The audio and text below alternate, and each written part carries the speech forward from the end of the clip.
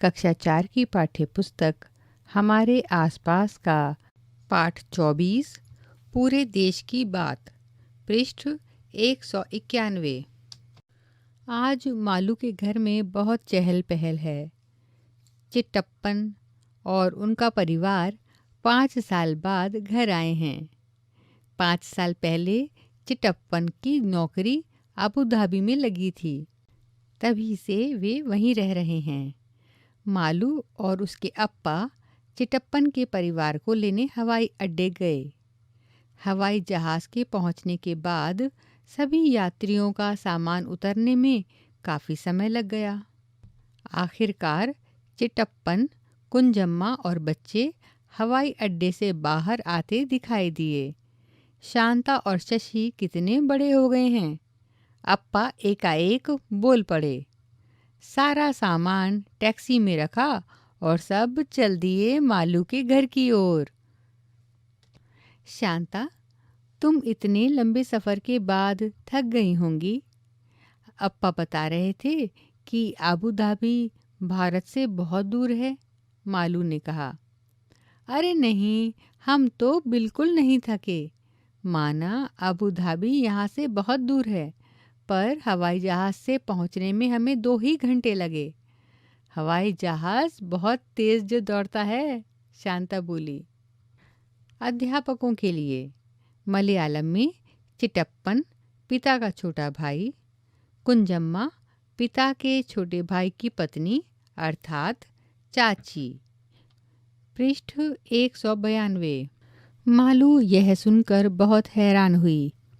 उसे याद आया जब वह अपने स्कूल के ट्रिप पर चेन्नई गई थी तो उसे ट्रेन में पूरे 12 घंटे लगे थे, लेकिन नक्शे में तो चेन्नई और कोच्चि बहुत पास दिखाई देते थे। हवाई अड्डे से घर तक के रास्ते में मालू, शांता और शशि ने बहुत सारी बातें की। मालू को याद आया कि वह जब अपने स्कूल के बच्चों के साथ ट्रिप पर गई थी तो उसे बहुत अच्छा लगा था। वह शांता से भी पूरे सफ़र की बात जानना चाहती थी।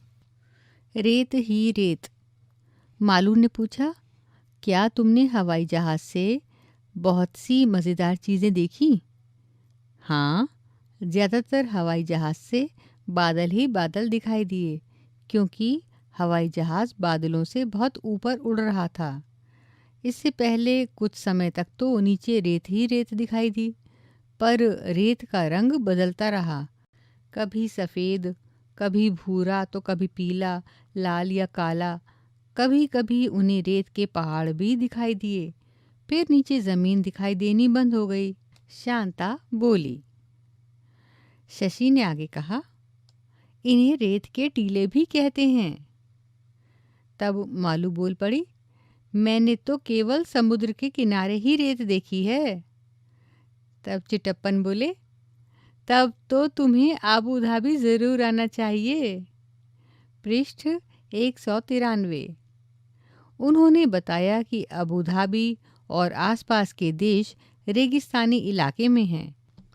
शहर से थोड़ी ही दूर जाओ तो चारों ओर दूर दूर तक रेत ही रेत दिखाई देती है। ना कोई पेड़, ना ही हरियाली, केवल रेत। केरल में बने अपने घर के आसपास की हरियाली और ठंडे पानी को मैं बहुत याद करती थी। अब यहाँ आकर बहुत अच्छा लग रहा है, कुंजम्मा बोली। बारिश कैसी होती है, यह बात तो शांता और शशि भूल ही गए। वैसे भी रेगिस्तान में बारिश नहीं होती। वहाँ पानी सचमुच बहुत कीमती है।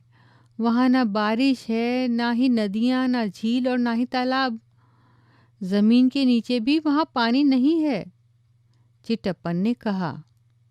शशि ने बीच में ही कहा, लेकिन वहाँ रेतीली ज़मीन के नीचे तेल होता है, इसलिए तो वहाँ पेट्रोल आसानी से मिल जाता है।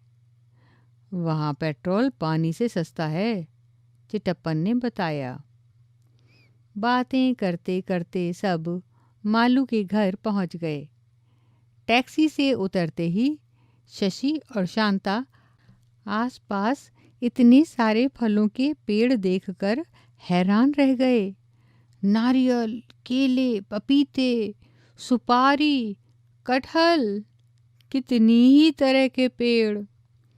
शशि बोली, आबू धाबी में तो सिर्फ खजूर के ही पेड़ दिखाई देते हैं, क्योंकि वही एक ऐसा पेड़ है जो वहाँ उग सकता है। पृष्ठ 194।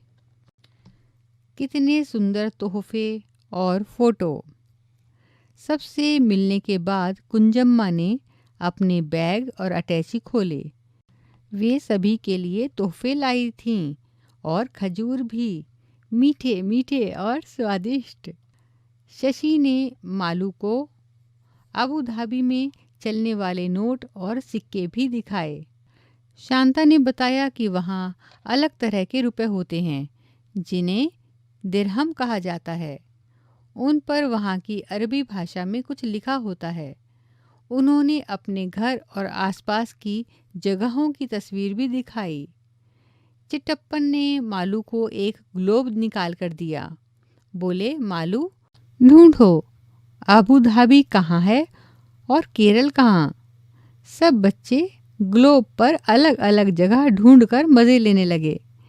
मालू ने चेन्नई और कोच्चि भी ढूंढा।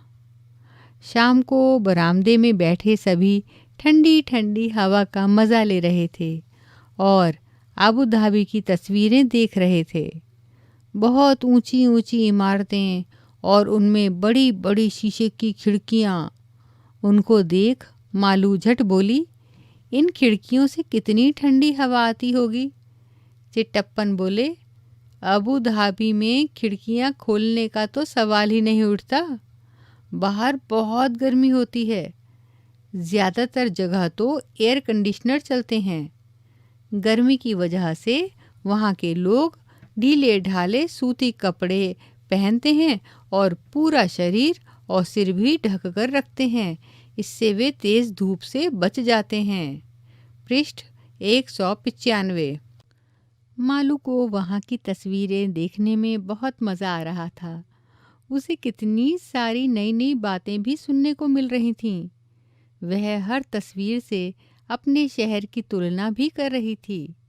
उसने सोच लिया कि वह अबू धाबी की एक रिपोर्ट भी अपनी कक्षा के लिए तैयार करेगी। चर्चा करो और लिखो। तुम भी अपने शहर की तुलना अबू धाबी से करते हुए एक छोटी सी रिपोर्ट तैयार करो। उसमें तस्वीरें या चित्र बनाकर भी लगा सकते हो। अपनी रिपोर्ट में इन बातों के बारे में लिखना मत भूलना। जलवायु और मौसम, पेड़ पौधे, लोगों का पहनावा, इमारतें, सड़कों पर वाहन, भाषा, खान पान। रेगिस्तानी इलाके में पेड़ पौधे कम क्यों होते हैं? क्या तुम्हारी जान पहचान के कोई व्यक्ति किसी और देश में रहते हैं? पृष्ठ 196। वे वहाँ कब से रहते हैं? वे वहाँ पढ़ाई करने गए थे या काम करने? क्या उनके वहाँ जाने का कोई अन्य कारण था? यहाँ कुछ रुपयों के चित्र दिए गए हैं। 5 रुपया, 10 रुपया, 100 रुपया का नोट और 500 रुपये का नोट। आपको बताना है कौन सा नोट कितने मूल्य का है। पृष्ठ 197। ये कौन से देश के नोट हैं? तुम कैसे जानोगे? नोटों पर किसकी तस्वीर बनी है? क्या नोटों पर मूल्य के अलावा और भी नंबर लिखे हैं? क्या दो नोटों पर एक ही नंबर छपा हो सकता है? एक 10 रुपये के नोट को ध्यान से देखो। इस पर लिखी कितनी भाषाओं को तुम पहचान सकते हो? किसी एक नोट पर लिखे बैंक का नाम लिखो। सिक्कों का मिलान करो। तुम कितने सिक्कों को पहचान सकते हो कि वो कितने मूल्य के हैं? बताओ। पृष्ठ 198। सिक्कों पर मूल्य के अलावा और क्या क्या लिखा है? यहाँ फिर कुछ नोटों के चित्र हैं। इन नोटों को देखकर ये बताना है कि क्या ये सभी नोट भारत के हैं। जो नोट भारत के नहीं हैं उन पर लाल निशान लगाना है। पता करो और लिखो कि ये नोट कहाँ के हैं।